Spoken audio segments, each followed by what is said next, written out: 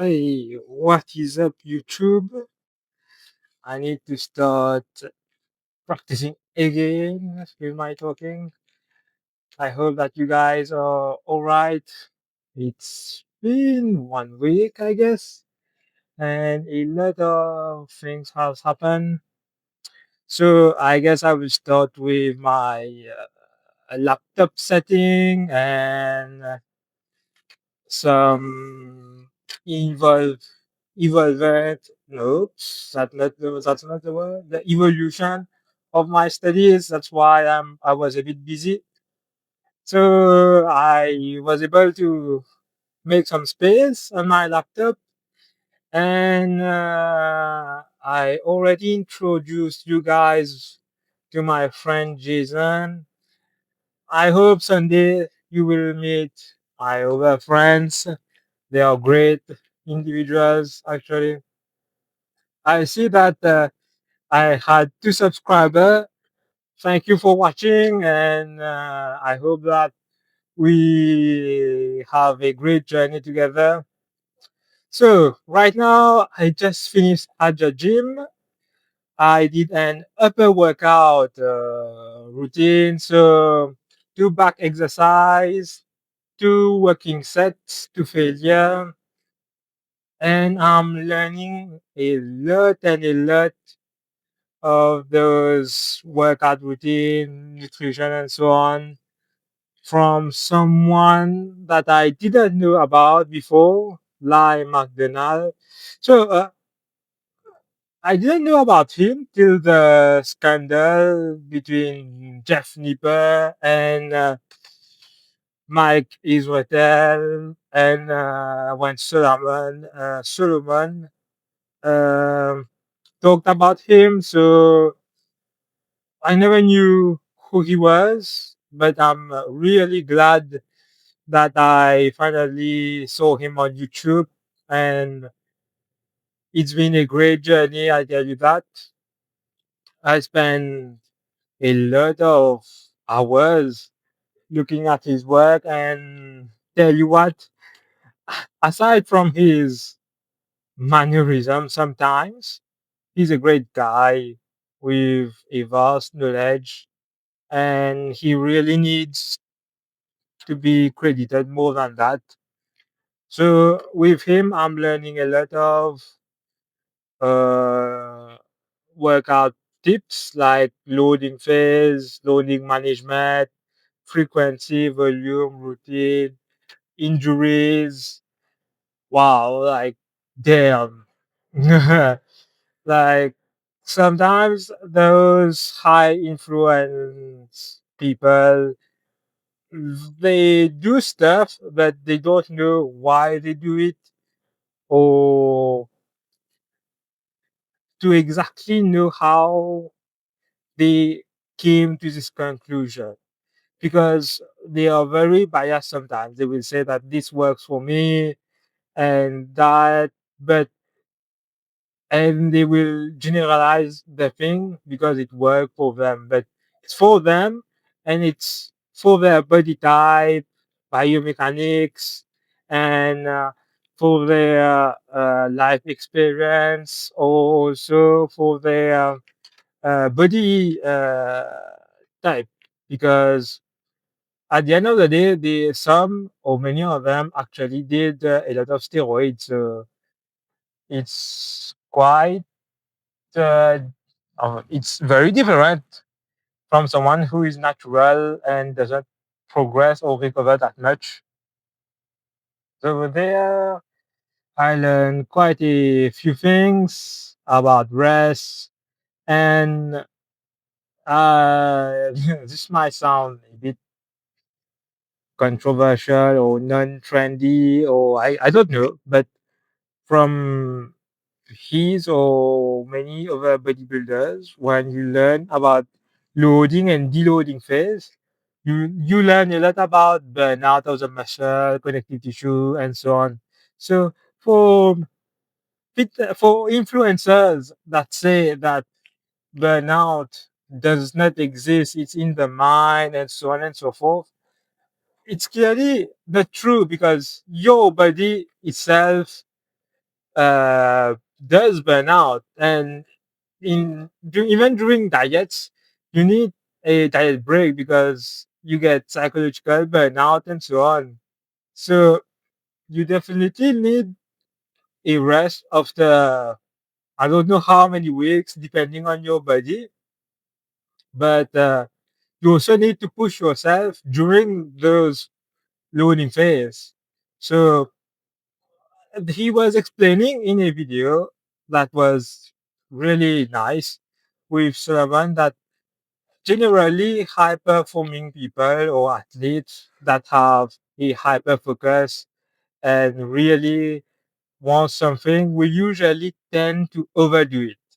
They will go beyond and burn out quite easily and they won't understand why. That's why they need a coach.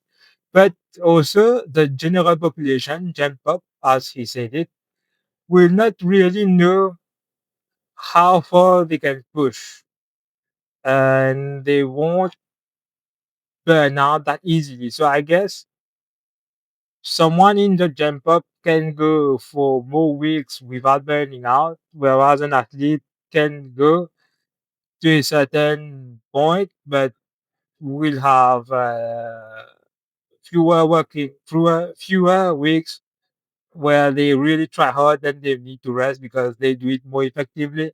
So you can apply this principle in life in general, and I see this uh, when I'm studying because I can't study for a long period of time till the exams with the same effectiveness, same pacing, same.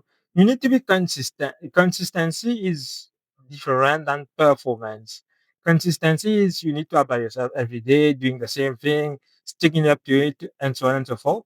But it will depend also alongside performance. Then you will have to adapt your schedule for 2 weeks approximately. Then you continue the same work. But the deloading phase, I guess I talk about it fewer later.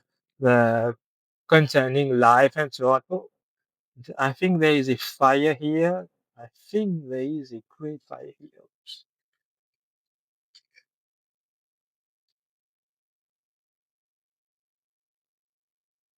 There are ambulance and so on, and it's really something. Don't know what happened. I hope everyone is fine in it. Yeah, so I find it very interesting connecting life and exercise and diet because at the end of the day, it's all connected. We are all connected. It's physics, biology, chemistry, philosophy, diet, exercise. It's all of the same. It's all in the same ecosystem. Somehow and some way, they need to work in harmony. It's not very categorized here and there. That's my thought for now. I don't know how far it's true, but that's my reasoning right now. Like everything is connected. Everything, philosophy, psychology, life experiences, exercise, muscle, uh, workout, ethics, law, and so on. They, they, they might, for me personally, right now, it's connected, and I need to right, I try to find those connections, like in diet and loading and deloading phase. I find it in my studies period because brain is a muscle. It needs to work. It needs to apply itself. It needs to be pushed, but it also needs rest. It also needs active resting. It also needs food, nutrients, and so on and so forth to for its well-being. So uh, that's where I'm seeing those applications right now. The philosophy is the same. There is a book that I'm reading, Knowing the Score, which says the same thing. Not the same thing. It says approximately the same thing. So I need to finish the book. I have completed quite a few chapters right now in the book. In the book right now, there is a concept that I really like. It's called the YIPS, YIPS, that cerebral athletes suffer from. So it's mainly athletes that like who plays dart or the others, golf, and so on. That doesn't need to respond spontaneously to something. They are the one who suffers most from the yips. And the yips itself is when you think too much. You know too much. You want to be perfect in a movement. You want to be periodically right about it and so on. So you will suffer from the yips and you won't actually do the movement because you're thinking too much. In the book, he referenced a lot of athletes, like who played the dart, who couldn't throw the dart at some point, and they were champions in their